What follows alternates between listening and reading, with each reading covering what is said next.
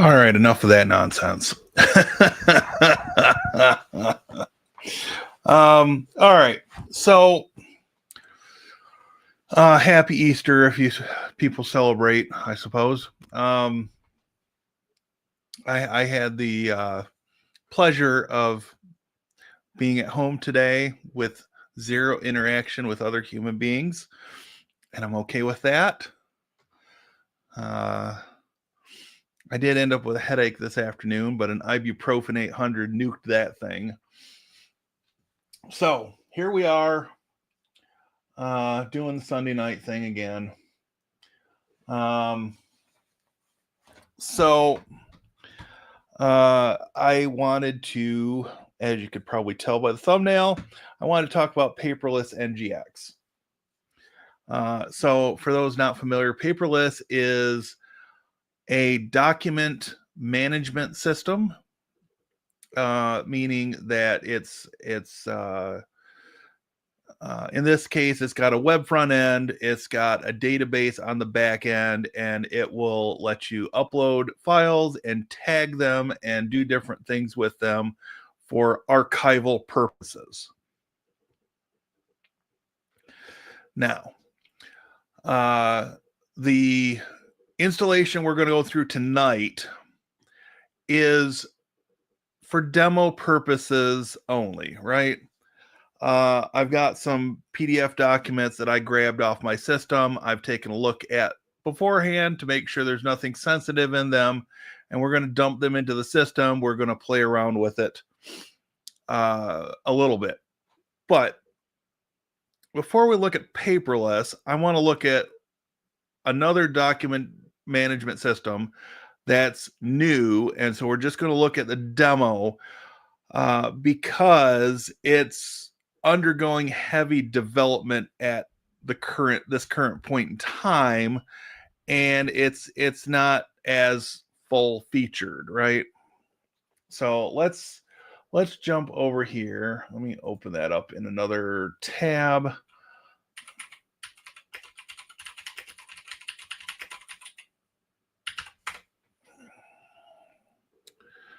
So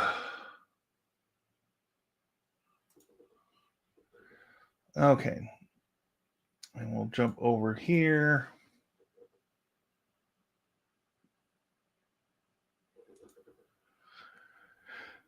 And so the new system is called PAPRA, P-A-P-R-A, right? And so we'll go over here and we'll look at the demo, right? We'll just call this Practical IT Demo, create organization. And so as you can see, you've got what is a pretty common layout. You've got home, which is where we're at now.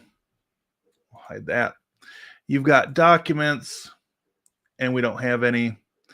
We've got tags. We don't have any created yet. We've got tagging rules.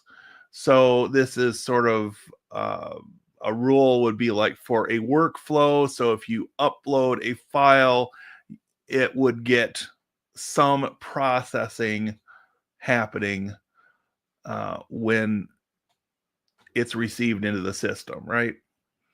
And then you've got integrations. So a lot of these systems will let you pull attachments out of email and different things like that. This one is not there yet, but for the sake of argument, we're going to go to my desktop folder, and look at that. I've got a folder called demo, and we're just going to grab 3 PDF files.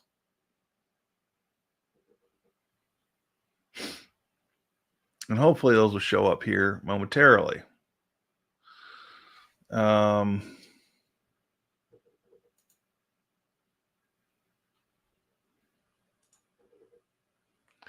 let's grab, sure.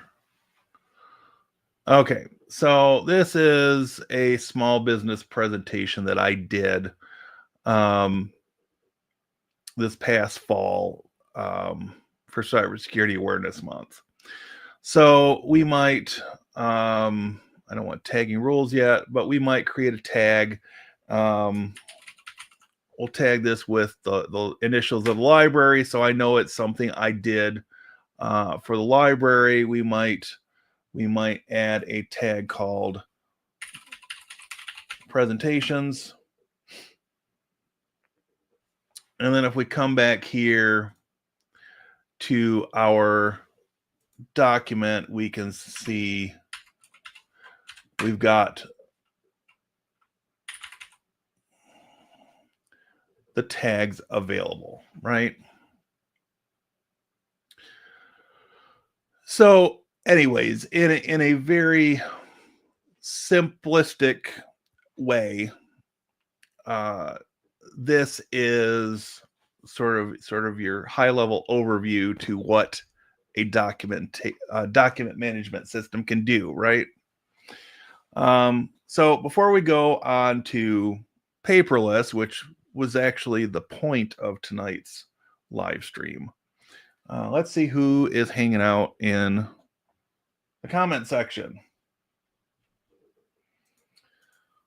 So David, you are actually in the #1 position. And yep, Grish is verifying you're in the #1 position. Chalk went up for the white Russian drinker with family. Ha. Yeah, well, you know, tis the season in the tech field to spend some alone time, which is okay. Use it to recharge, right? Might be my Starlink connection had some buffering. I'm not getting any notification of any issues. Oh, it's in my end. About to head home. We'll be listening, but can't chat. All right, that's fair. All right, so for our demo tonight, we are just going to use, and again, I stress this is for demonstration purposes only. We're going to use the Proxmox helper script, which basically loads this for us and makes it very simple, right? So we will come over here to local network, and we'll come over here. And so with the helper scripts, you go to your main node in the Proxmox dashboard. You open a shell and you paste in the script.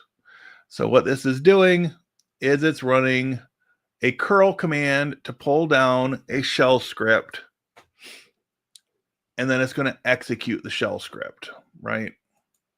And yes, as somebody that tries to be proactive as much as possible, I do look at the shell script before I run something blindly. I just did that off camera, right? There wasn't anything out of the ordinary that I could pick out in this shell script. So answer some questions and we'll get a paperless NGX install on the other side. Do you wish to proceed? Yes. Send diagnostics of Lexi installation. No, I don't need to do that, especially for a demo. Let's do advanced settings just so it doesn't bite me in the hind end later on. Make a selection, use a space bar. We'll do unprivileged container.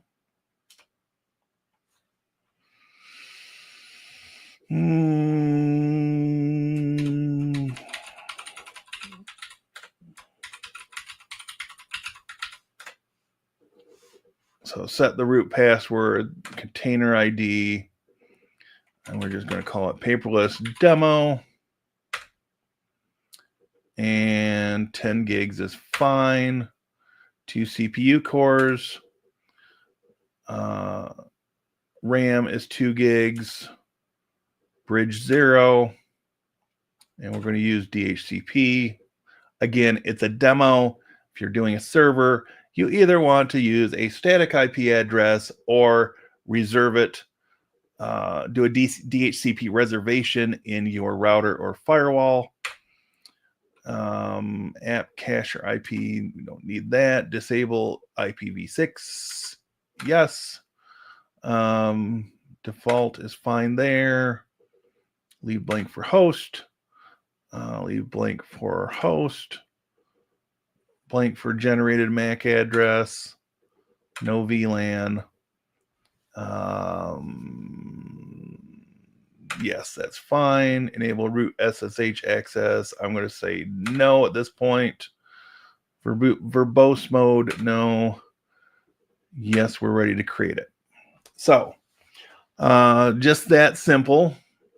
And so, since I have more than one storage pool, we are going to put that on VMs 2.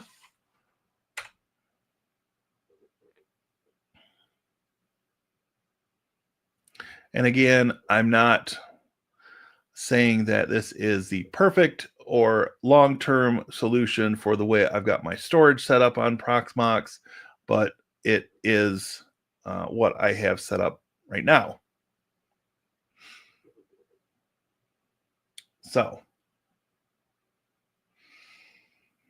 and of course, if there are questions, please drop them in the chat. In fact, I am going to bring myself back up on screen for a moment, and I'm not sure if I set some options here that I meant to do before the stream. And I'm not sure if it'll let me do it now that it's live. Let's do that. This. And I really need to give myself more time before I start a live stream. Hopefully this doesn't kill the live stream in the process.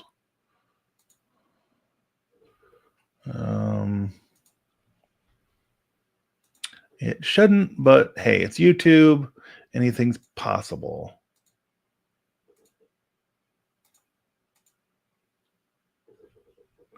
Anything's possible.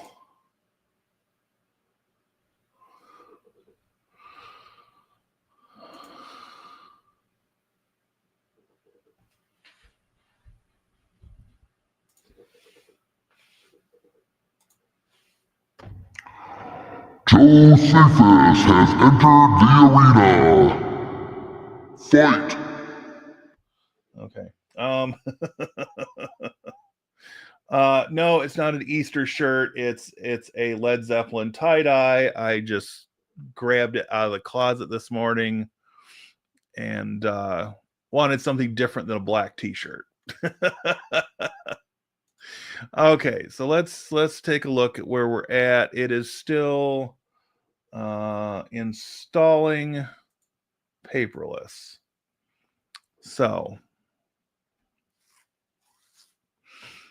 hopefully this won't take an extended period of time, but you never know.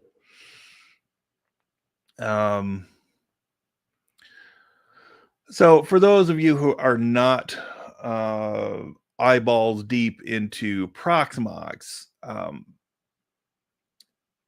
you know, I view the Proxmox helper scripts, depending on what it is, right? But as far as the containers and virtual machines, I view them as an easy way to do a demo of a piece of software without necessarily having to waste a bunch of prep time setting up an environment that I'm likely going to destroy after a demo, right? Now, if I'm doing a demo of the installation process, then yeah, I will likely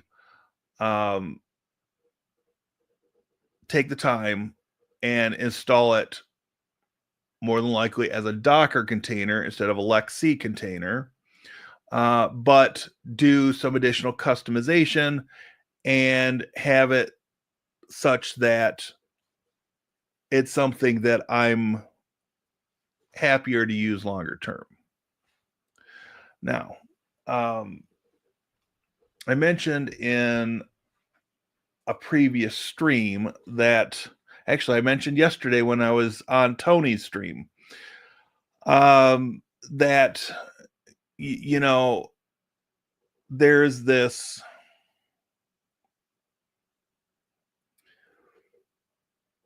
habit, I guess, and maybe I wasn't the one that brought it up, but we got on the subject of this anyways. So there's the habit of especially home lab people to use their network attached storage for running Docker containers and this and that and the other thing, which gets away from the core function that a network attached storage was initially designed for, right? And on the one hand, you know, in the DIY space, sure, I could spin up Open Media Vault. I could run the Kubernetes extensions on top of that. And then, you know, I've basically still got a Linux server with a web front end and you know, I could still get into the command line of management if necessary, right? Well, you get into an off-the-shelf network attached storage, and you don't necessarily have that option, or not as easily, for instance. But so one exception I can see to that rule of not wanting to put everything on a NAS box is specifically document management, right? So to me, it would make sense.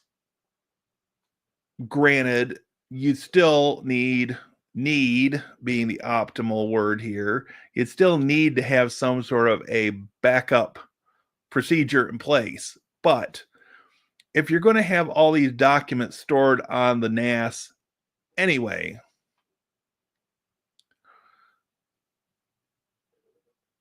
in some cases, it could make sense to run a document management system on the NAS in Docker, or you know, maybe some of the some of the options have an application that they preload, or you know, have available as a single click install, give or take a couple clicks, right?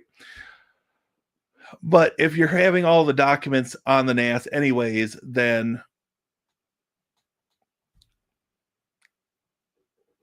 yes, there are potentially some use cases where it would make sense to have things consolidated there, not only for the processing of the documents, but also for um, simplifying backup, right?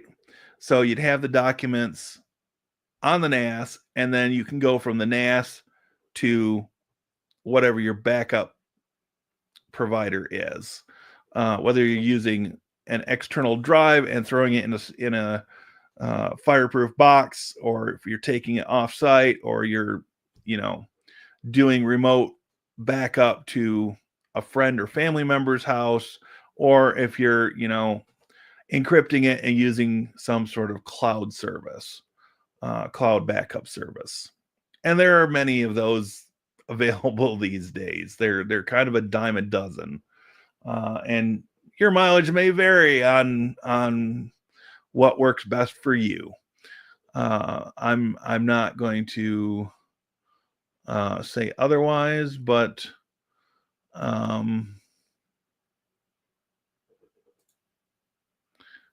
interesting.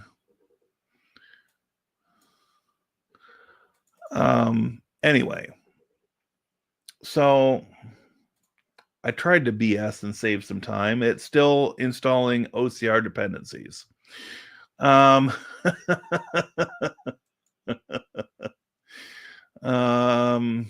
me see what's going on here. Try to paperless demo. It's using 50% of 2 CPUs, 10% of 2 gigs of RAM. Not much happening there, or not very fast anyways. Yeah. So anyway, hopefully that's getting closer to finishing. Nope, not that one.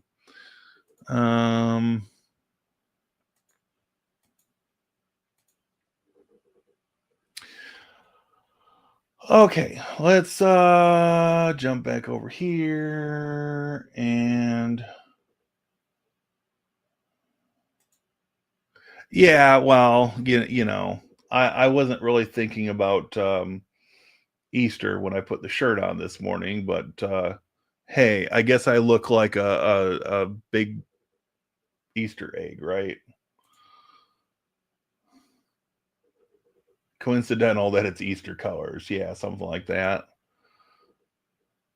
Must be your deep connection with the Lord. That would be the Lord Satan.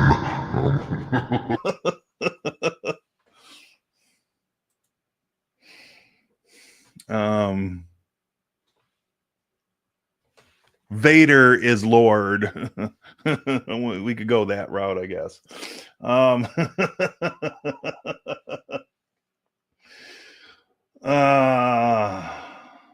mean, you can make the argument Byron is Lord. I don't know. Oh, it switched. It switched. It's no longer installing dependencies. It's now installing paperless NGX. So we're making some progress. The install has not crapped itself. Does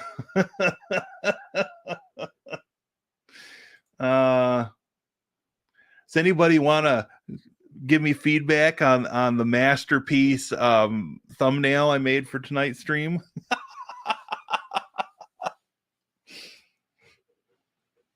This was an exercise in can you make a thumbnail in 5 minutes or less?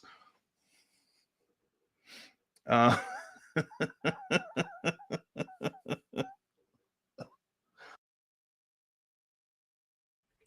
well.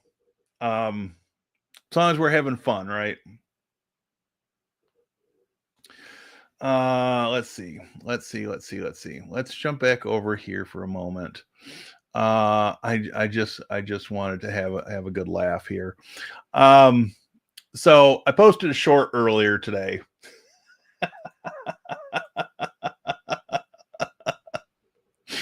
So I've got this mini PC for my dad, and for whatever reason, it was stuck on Windows 11 22H2. And normally I will run the upgrade script from inside Action 1 and tell it, hey, upgrade this machine. And on the other side, it's upgraded. Well,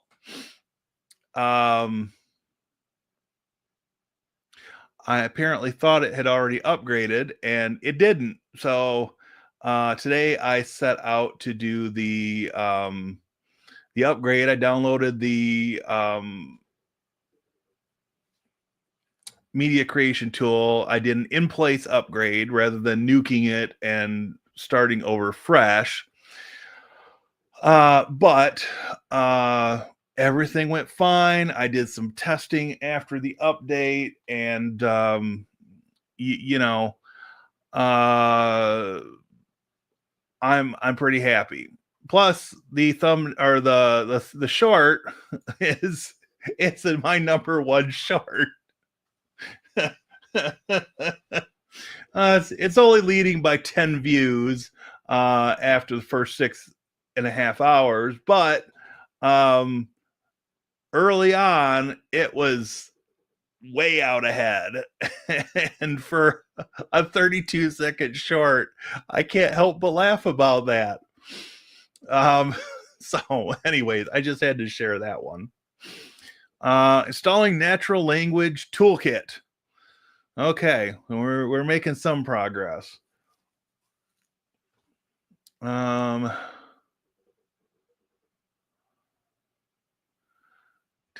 Debian 12 standard 12.7.1 AMD 64 ZST not found in storage or seems to be corrupted. Re-downloading. Okay, don't know why it did that, but okay. In other words, they need to update their template, right? Which is fine. So it's now setting up the database. Oh, here we go. Would you like to set up adminer? Sure. For those unfamiliar, adminer is a web front end for various databases. You can run it against multiple databases.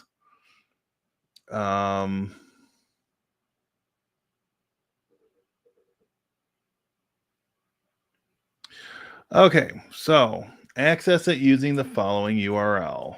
So let's see what happens. Paperless NGX. Now, what I didn't check before the demo.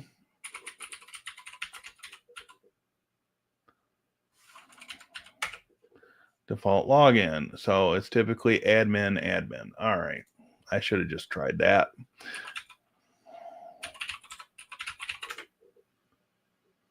No.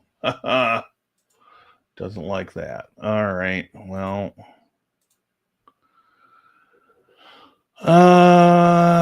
Access it using the following. Okay. So let's look at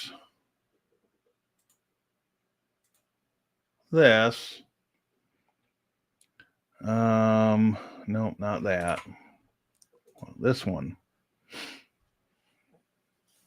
Okay.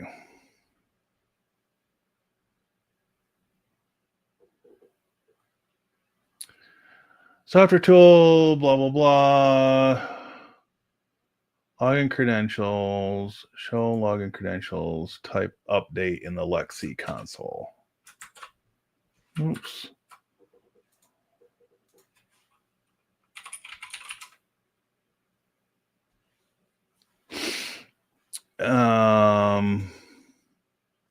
Oh, yeah. Because we are connected to the main console there, and we want to be in this console.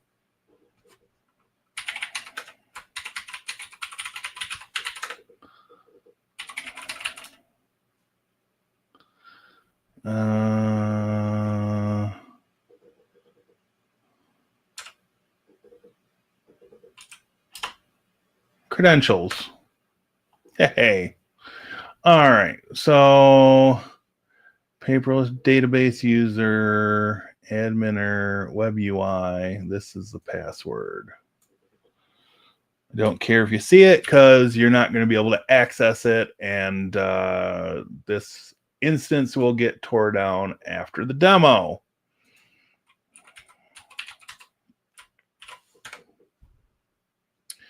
Would you look at that? I'm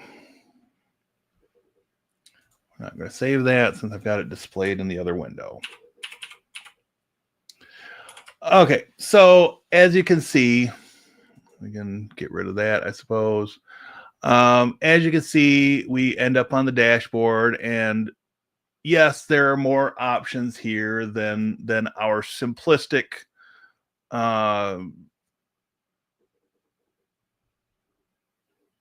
Papra demo, right?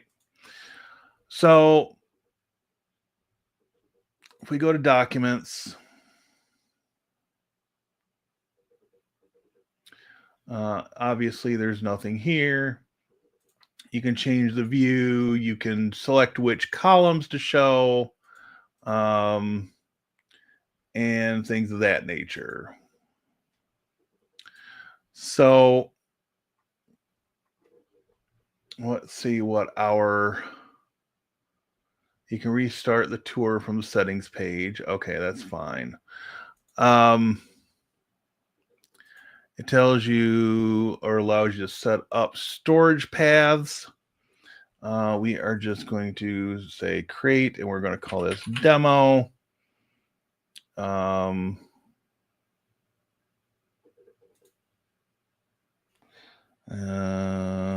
we're going to say /demo. Save. Okay. So we're going to say upload documents. We're going to come here and we're just going to select the documents I had designated for the demo.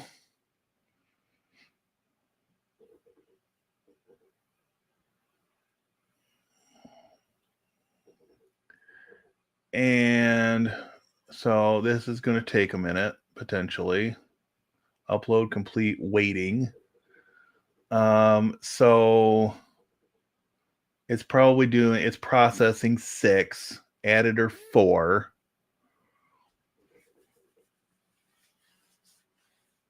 And just for the record, yes, I played with this several versions ago.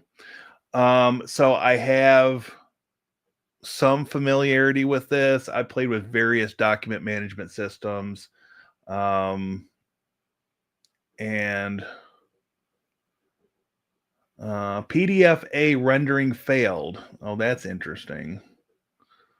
Generating thumbnail.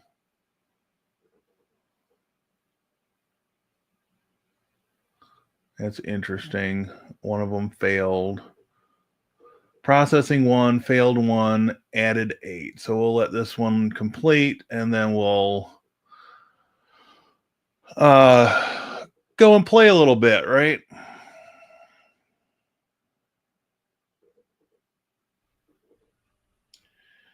Let's see.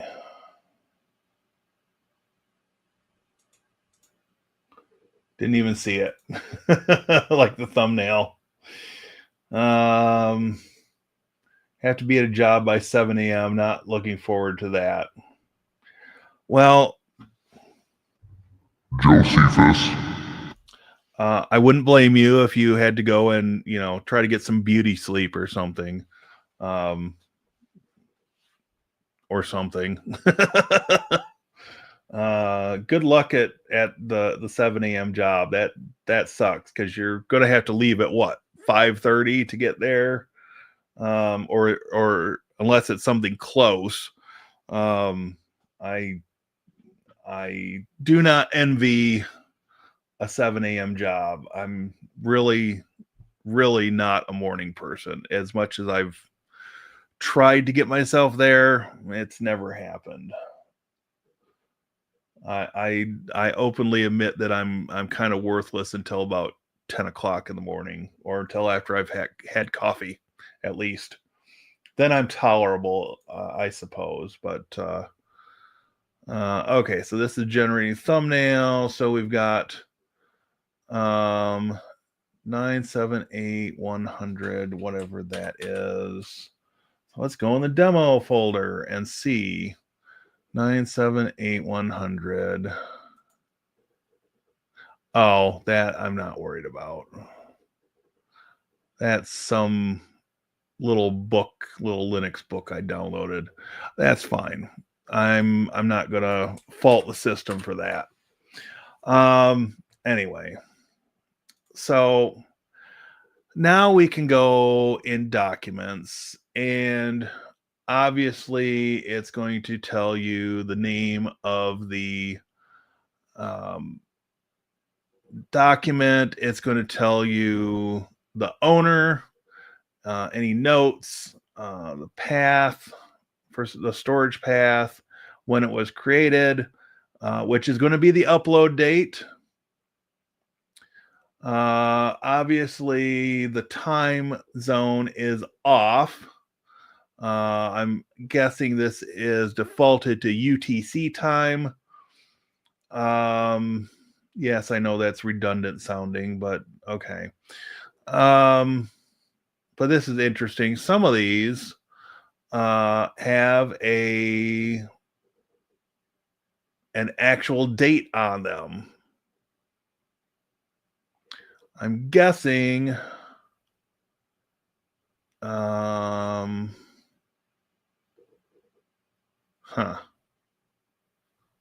so let's look at this. So this is my Steam purchase for a game. And there actually is no date on the file. Go figure. Confirmation code. Okay, well, what about this one? That is just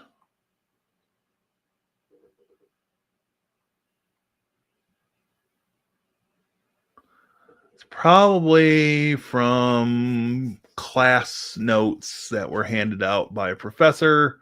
It's 2 pages out of a book. I don't know what book, but 2 pages out of a book. Oh, here we go. No, I'm sure that's the chapter, integer variables and arithmetic. Command line options and typed variables. Okay, well, I'm not going to worry about it. Like I said, this was demo stuff. July 2023 OpenSense Network. So this is an Nmap scan from 2023. Not sure how this will be useful now, but I've got it. I suppose if you want to talk about a historical evolution of your home network, I guess that could fit the bill. This is actually a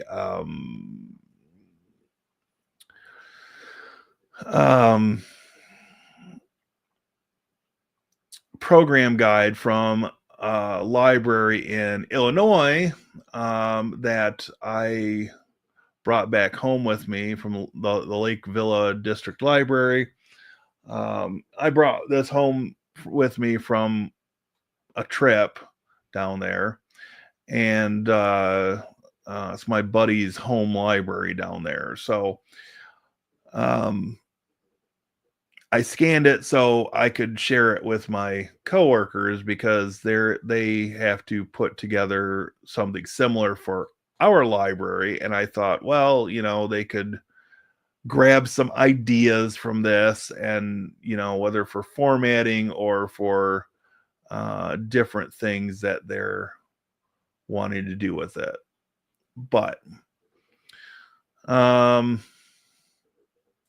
so anyway, we've seen the preview. You can assign an archive serial number, a correspondent, document type, which obviously we don't have any of this stuff set up yet. Storage path. So we had a storage path that we created called demo. And then tags. We might do Nmap.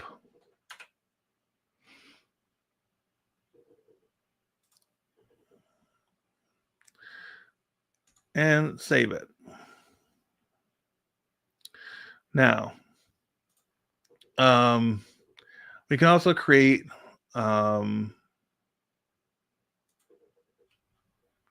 different different store document types in this system. So um, this can be kind of interesting. You've got your workflows, you've got the email option if you set that up. Um, there are configuration settings here. Now, going back to what I said about running this on a NAS. Okay, so there would be pros and cons, right? I'll bring myself full screen again. So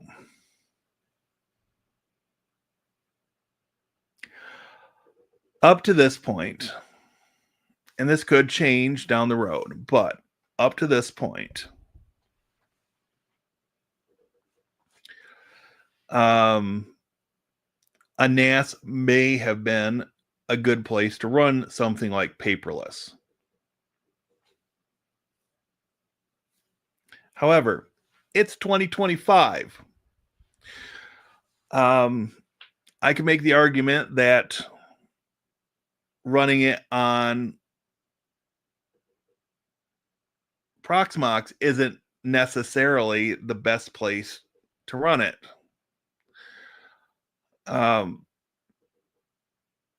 Because there is an add-on package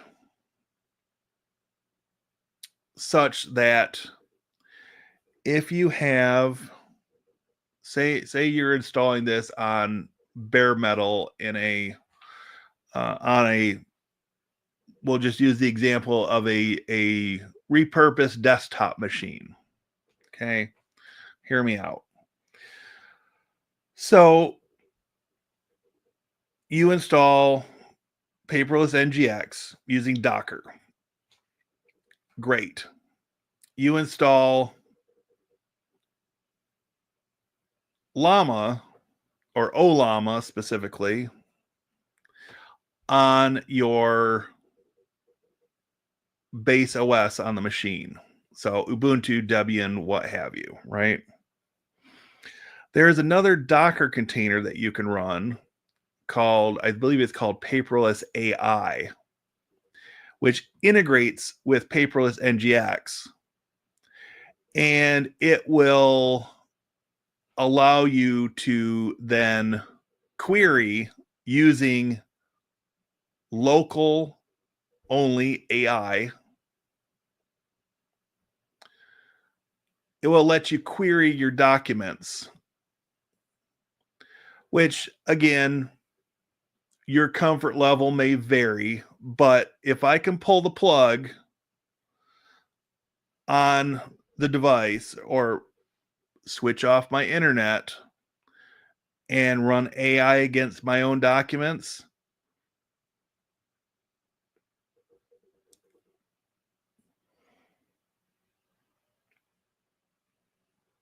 you know, it could be useful for some people, right? Um, so this AI does give you the option, which I think they should remove the option or make you jump through some hoops to access it, but it will let you use OpenAI or whatever your local AI install is, right? The benefit of doing the local AI is that you could have multiple models installed. You could have a dedicated GPU in this box that is used by your AI model to speed things up. And other than the hardware and the electricity costs, you're not paying a monthly fee for it. So, something to think about.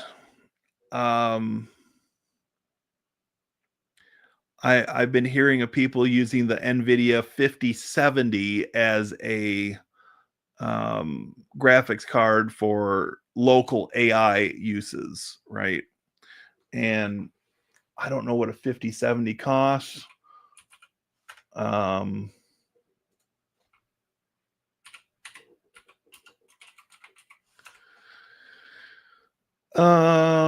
you're still looking at $600, $610, and it goes up from there, up towards $900. I don't know if a 5060 would give you enough video memory to do it. I guess there's not a 5060 yet.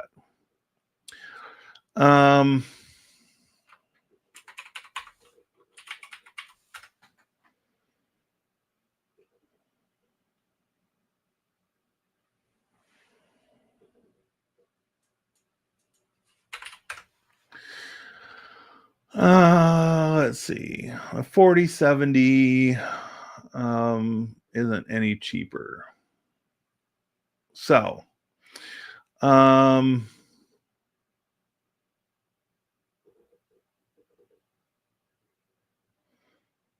there's the 3050 with 6 gigs of GDDR6 that's going to run you just under $200.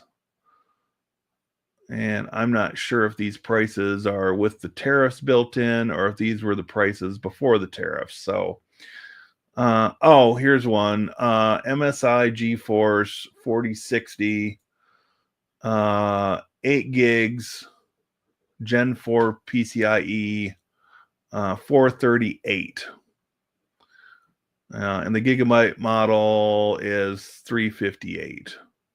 So you're gonna spend out up front for an AI box to run paperless, but there are ways to do this, right?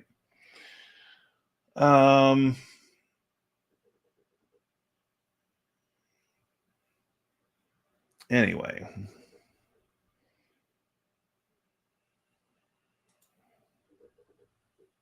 30 minutes away. Not a morning person either. There's no amount of sleep that can make me more beautiful. Make me beautiful. Well, join the club, my man. Join the club.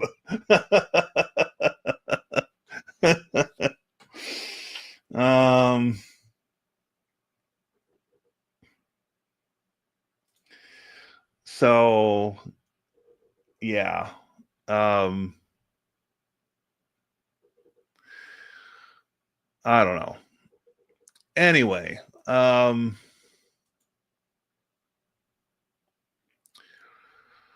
guess that for now is my demo of paperless. There is, I was watching a demo earlier because I had questions about backup on such a thing. And there is a backup script built into at least the Docker version. Since we're running the Lex C version, I'm not so sure about that. But I didn't record the commands, so I can't demo that tonight. Regardless, the point of tonight's stream, and yes, I realize that it was very, very late notice before starting it. The purpose was just to raise awareness about paperless and, have a little fun during the stream doing this. And I've got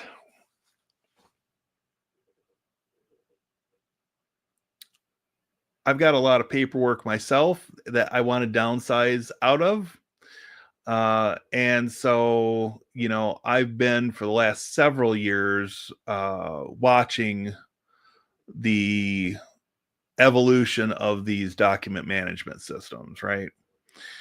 I've still got electronic documents from school, both my undergraduate and my graduate degree. Some of them are LibreOffice documents. Some of them are the resulting PDF versions. But my goal at some point, hopefully before I'm dead, is that I will take at least all the PDF documents and get them organized, categorized, and downsized, because I've got so much stuff. I mean, just for grins here, bear with me for a moment.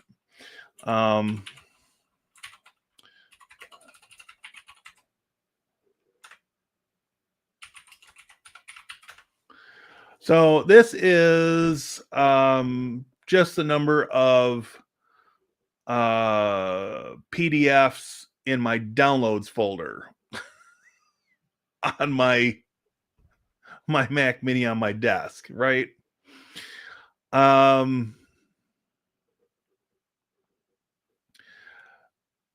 So yeah. And obviously invoice 57687.pdf doesn't mean a doggone thing to me. So in the process of doing this, I'm at least going to be able to rename things so people may understand what the hell these documents are, and will likely just say delete them all. So it does make me sometimes wonder why I'm saving all this crap, but that's a whole other conversation. And we've got a few more people joining. Alonzo, welcome in. And Nerd45, welcome. We've been talking about document management systems tonight. We did a demo install of Paperless, which you could probably guess by the thumbnail. And we've played around with this a little bit.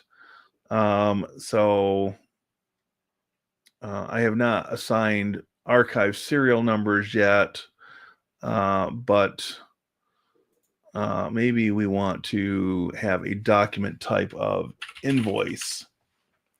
That might be worth having. And we might do a tag of Steam. And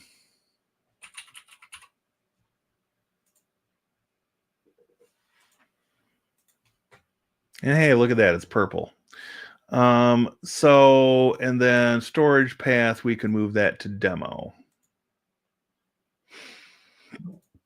And now if we come back to documents, we're going to see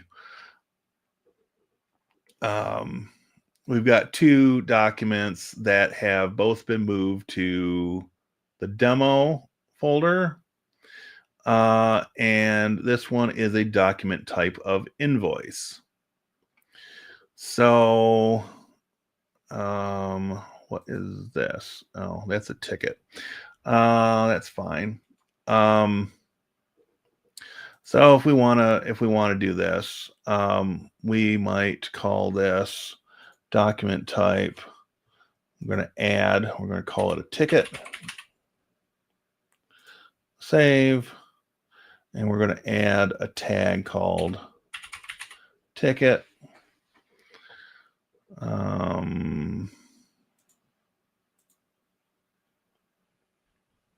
We'll save that.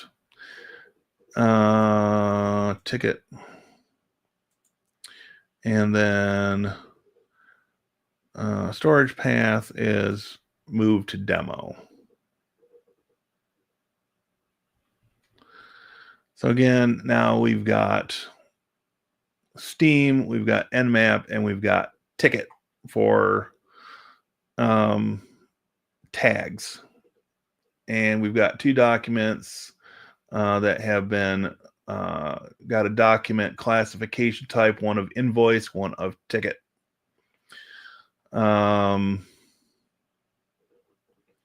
So we might want to do a document type of home lab. And then we can come back here to documents, and we can say, we can come down to, where'd it go? Not that one. Not that one. This one here. We can say document type home lab, and tags is nmap. We'll save that. So at least we're making some progress on getting some of this stuff categorized.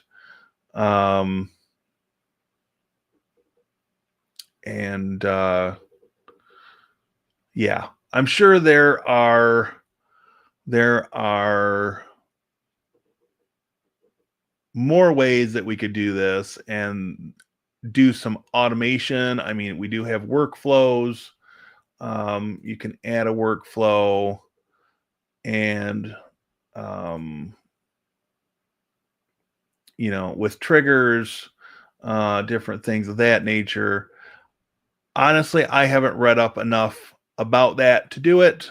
You can also add users and groups from the web interface once you've created your initial user, as well as changing the password for the admin user that was created, right?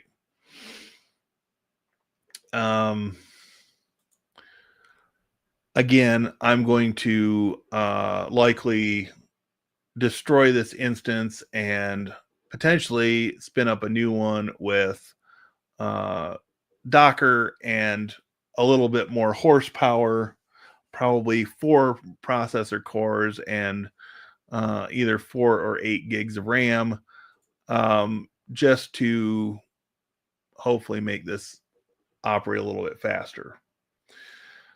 So anyway, this is dismiss completed.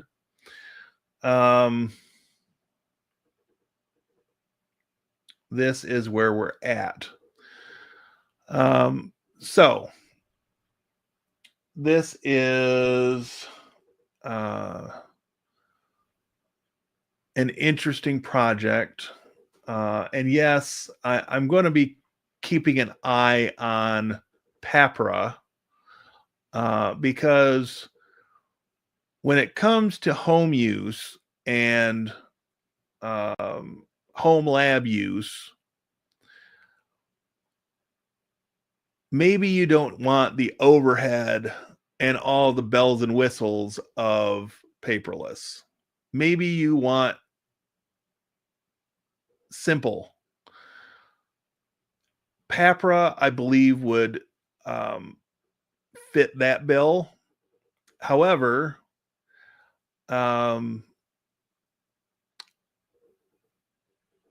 it's only at version 0.3. I'm not comfortable at this point in using something like that for a project that I'm going to sink a bunch of time into, right? Will I spin up a demo on my own machine and watch it evolve as they do more development on it? Sure.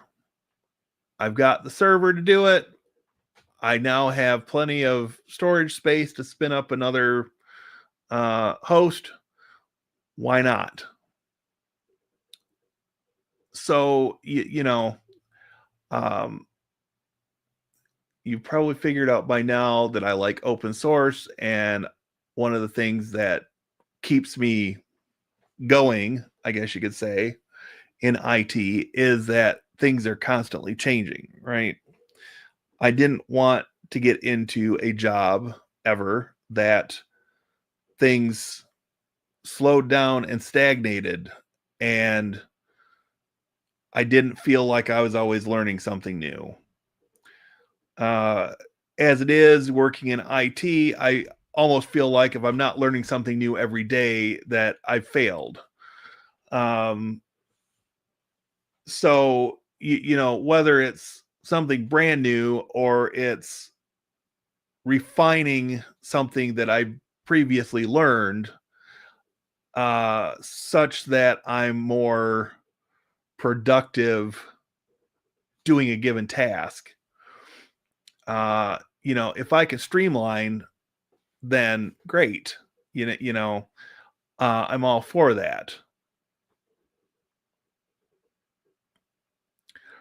But hey, um,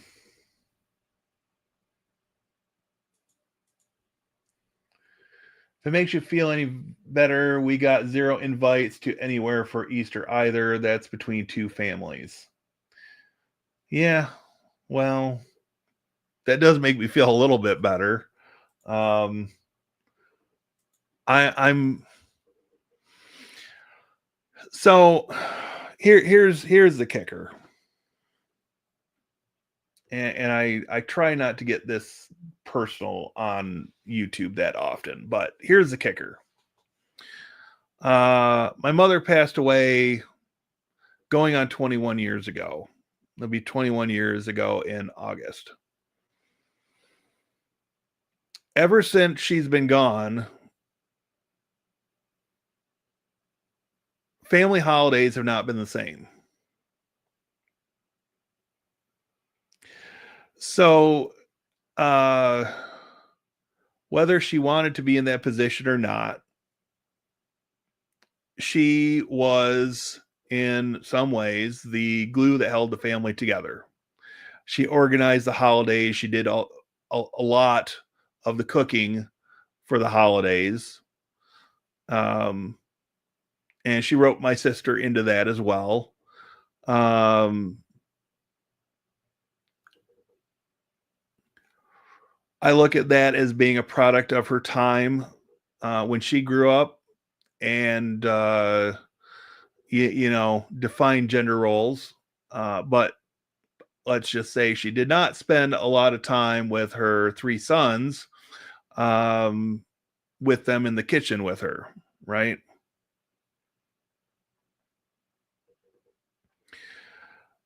So, you know, I've sort of moved on from family holidays. I view these times as a time of reflection for myself, and I've been invited various places over the years for different holidays, and I'll take my friends up on those offers generally.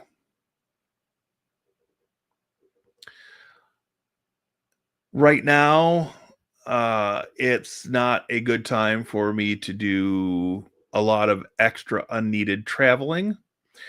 Um, I do need to have some work done on my vehicle.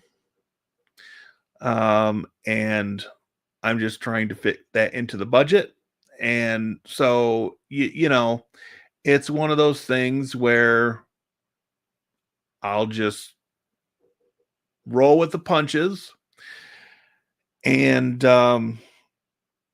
you know, I expect by July, when I normally take a trip, this is actually going to be a little bit different this year again. But um, so I think I'm going later in July um, for this trip. But I'll be going down to Illinois for a few days. And, it is what it is. I've purposely avoided or semi purposely avoided going down there this spring because I either just didn't feel like it or knowing the dynamic of what's happening with my friend and his soon to be ex-wife.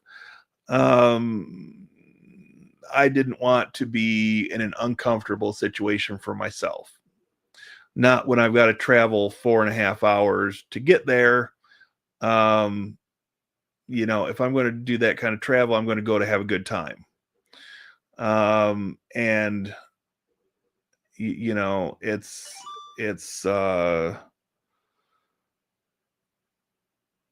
it is what it is, right? I learned a long time ago to be comfortable being by myself, and there are times that I prefer that. And my phone is going off at 10:13 at night for some reason. Oh, one of the regulars is losing power on and off again today. Oh my. Anyway, um so the point I was trying to get to is uh generally the matriarch of the family is um again, whether they set out to have the position or not, they many times find themselves in the position of being the glue that holds the family together for holidays and things. And once that person is gone, everything turns to shit. So,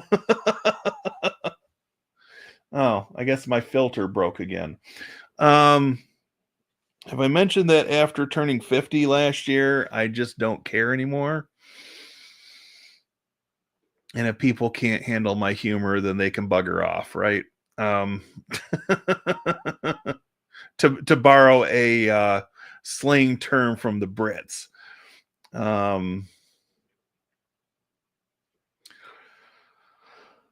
But yeah, as long as you're not being a wanker, another term borrowed from the Brits. As long as you're not being a wanker, then you can hang around.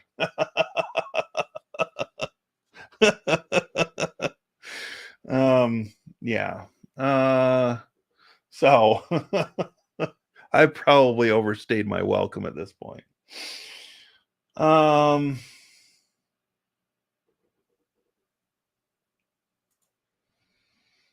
Decided in 1970 I would never allow AI to tell me what to do. That was when I first watched the movie Colossus, the Foreman Project. Interesting. Never seen that movie.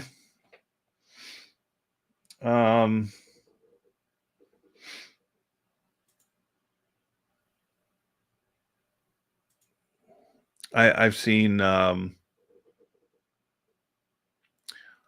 what was it?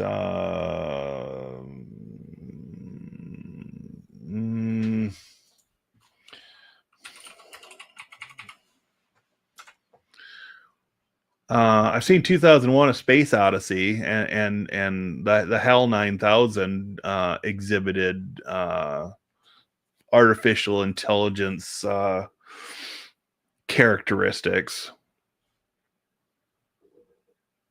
I mean,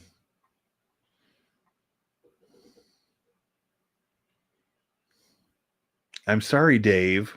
I'm afraid I can't do that. Considering how many people we've got named David in the group that hangs out here, I guess that's more than fitting.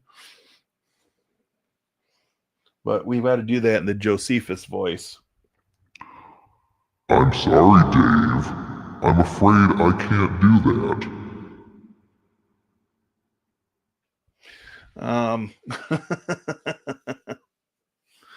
Now watch Disney sue me, right?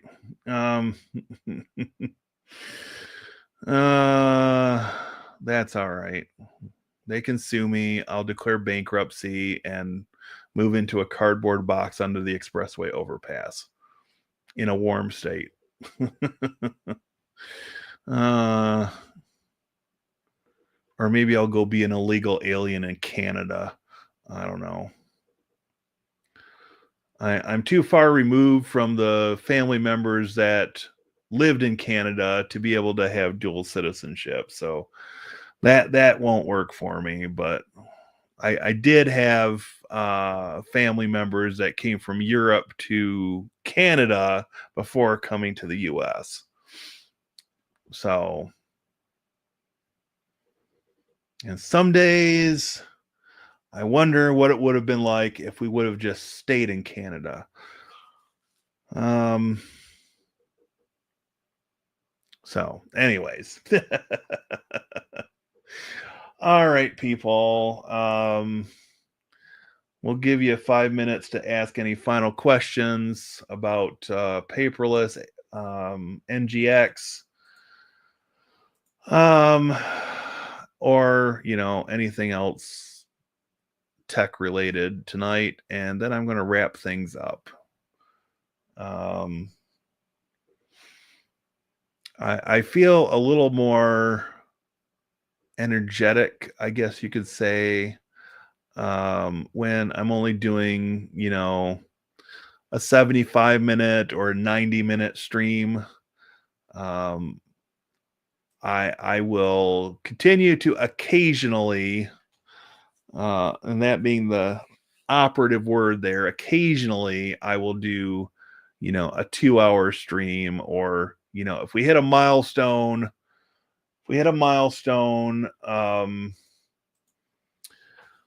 for subscribers or for views or something along that line, or even the number of videos I've got on YouTube. Then we might do a longer stream just to celebrate. Speaking of milestones, let me pull up TubeBuddy.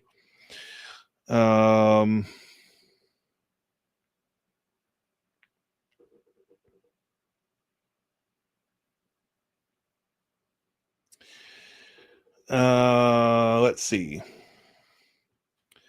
It will take 34 more uploads to get me to 900 videos on YouTube.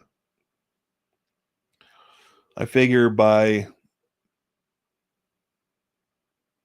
sometime in early to mid-May, I will have hit and surpassed that.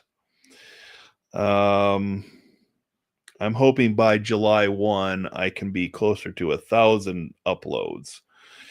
And yes, I'm going to count the shorts in that. I don't care at this point. We are cruising towards 7,500 subscribers. I've got 390 to go. Probably closer to 389, because I think I'm at 7,111 subscribers going into this stream tonight.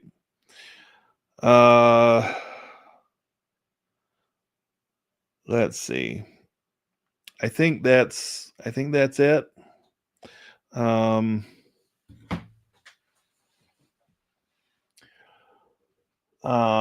But hey, it's all good. I'm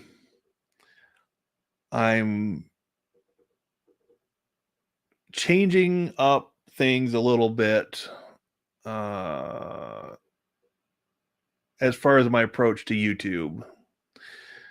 And I do have somewhat of a plan in mind.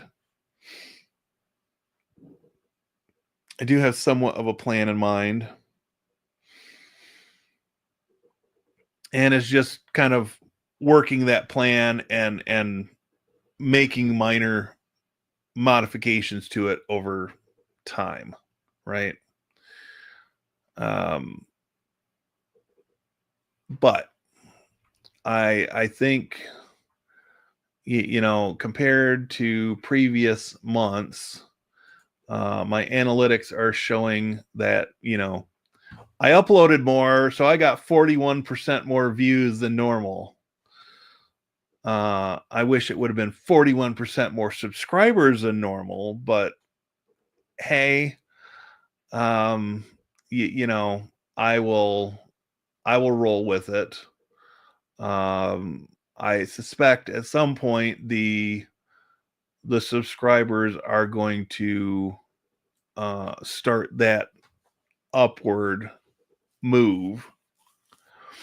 But I think there needs to be a little bit more time for my new approach to really gain some traction, right?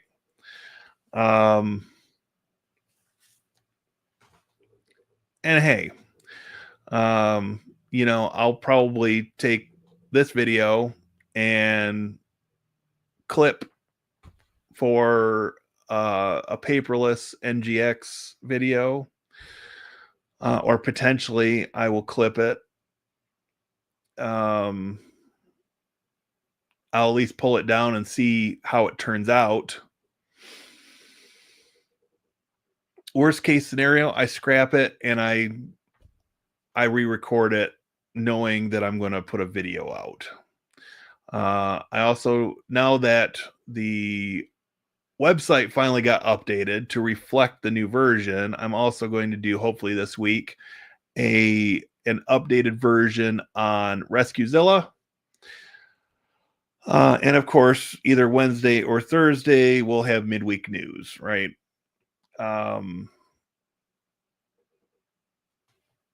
So that's kind of the game plan. I'm doing some prep work behind the scenes to take sort of the breakdown of the month of May and sort of structure the video releases according to what the AI suggested. Just because I'm curious, I'm not letting it write scripts for me, or not entire scripts. I'm just using it to kind of build out a framework and, modify and tweak as I go to make it fit what I want to do a little bit better. But if it can provide me guidelines that are going to help me to take this endeavor to the next generation, next level, not next generation, then I'm okay with that kind of use of AI.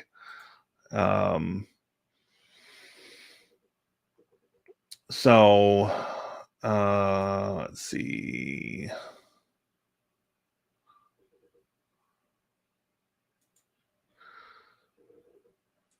So anyway, that's where we're at. And so on that note,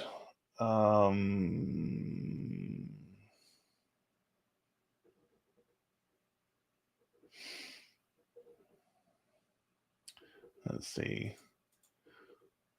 I'll email you the link to the movie. Nice. My ancestors were kicked out of Canada, the French section. Well, I guess that's okay. I'm not sure I'd want to be with a bunch of snooty French people, anyways, or French speaking people. The second YouTube channel is temporarily on hold. I've recorded some new footage that needs to be edited down, and then it will likely get launched. I'm hoping right around May 1st. And yes, I know I've initially wanted to launch at the beginning of the year, and that didn't happen. And so I'm going to draw a line in the sand. I'm going to actually release some footage that I've got and kind of get that moving. That is probably going to be less structured, and more free form. I don't know if you'd call it vlog content, but not as much emphasis on tech, at least not the demo side of tech. But it may delve into the ideas around tech education and how tech gets into and goes deeper into everybody's lives. The whole idea around planned obsolescence. And we might look back on that channel at some of the vintage tech that I've got around, and explore some of that. But as far as current tech and doing demos on anything over there. It's probably going to be kind of a point at this channel for the demos. They may get mentioned over there, but kind of like Jeff Geerling does with his Red Shirt Jeff channel. I will point some of the talk about more in-depth tech things, current tech things here, and the other channel will be more classic tech, how tech is changing our lives today. But the demos and things will stay on this channel. At least that's sort of what I'm planning right now.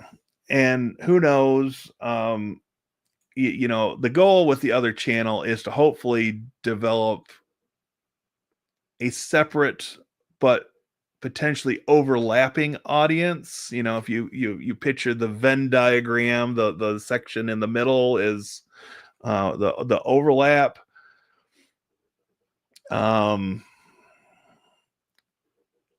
So I'm not expecting everybody that's here to go over there, and likewise I'm not expecting everybody on that channel to come over to this channel, but I can see some cross pollination happening between the two over time.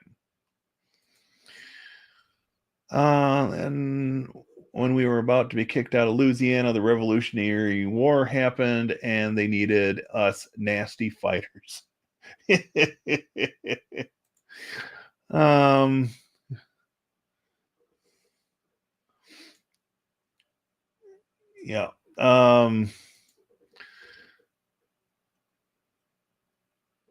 How about co-hosting a channel? That's an interesting idea.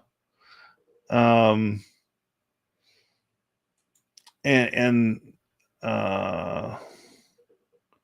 maybe someday. Life is too crazy for me right now. Well, hopefully, Joe, things will slow down a little bit for you. I'd love to get you on at least as a guest, just to shoot the breeze with you one night. I think that would be fun. And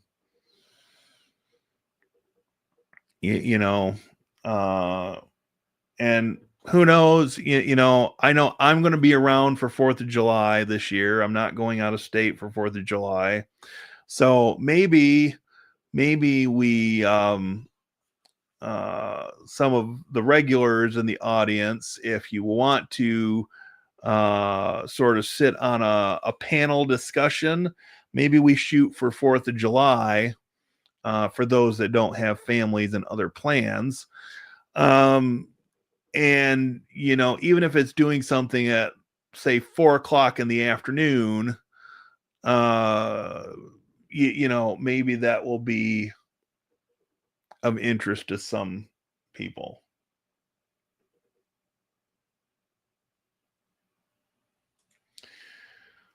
If I ever hit 30,000 subs, I will start my second channel, but there will be no connection, and I may wear a disguise.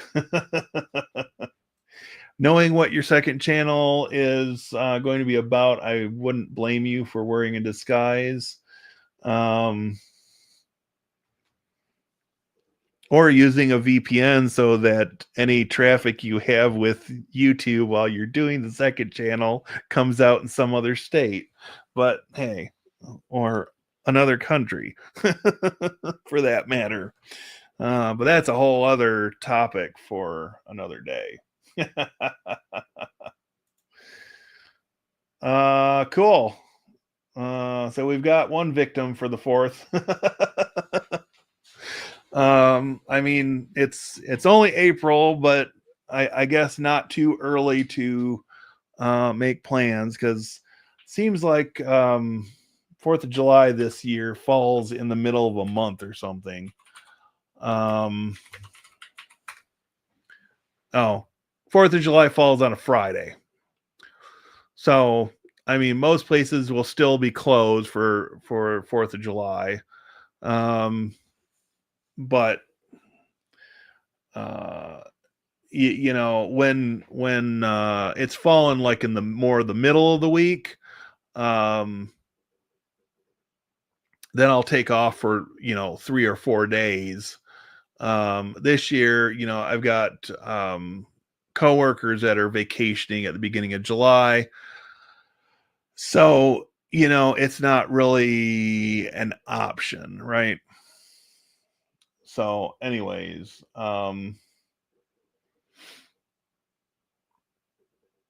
we'll see what happens. But I'm definitely game for 4th of July for a live stream, sort of a panel discussion live stream. And maybe Joe can get the day off from work. I he might have to sweet talk the boss a little bit, but um, the boss might free him up for a couple of hours to talk with us. Um, um,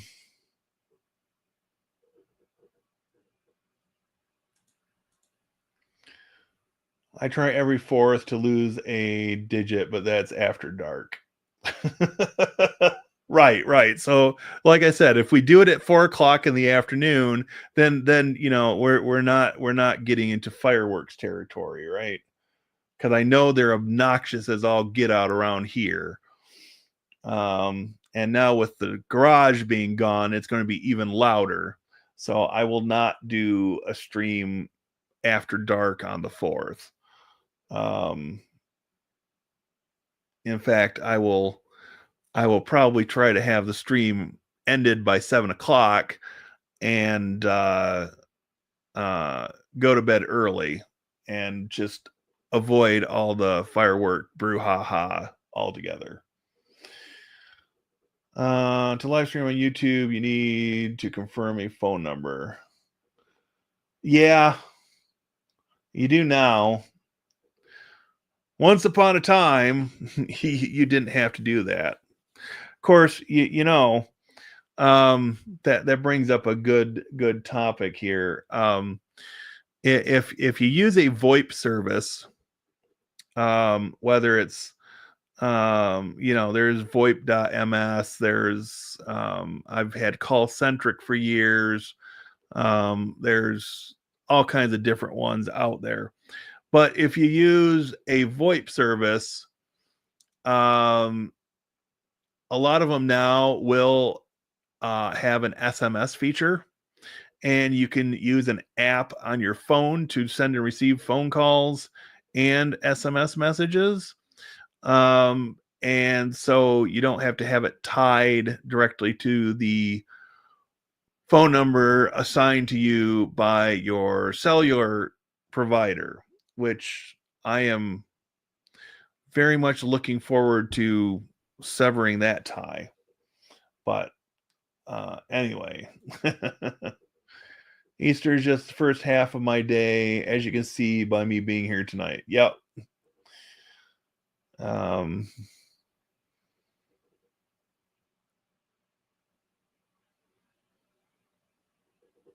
yeah, on top of the VPN, you'll need a burner number, right? Yeah. Anyways. And there are ways, but that's taken us way off topic. We've now been live for 90 minutes, which I think is a nice round number, and I think that brings us to a good place to stop. Especially considering I didn't really have dinner tonight, and I at least want a sandwich. Um, just eating gummy bears and other snacky type things is not cutting it. I want a sandwich. So, everybody have a great night. Um, I'm going to go find something to watch on TV, whether it's YouTube or something on Prime. But watch out for a couple videos this week in addition to shorts. I look at the shorts as throwaways. I'm going to try a little bit harder to get more tech tips into these shorts, but You know, it's a work in progress, right? So, um, on that note, everybody have a good night, and I'll see you next time.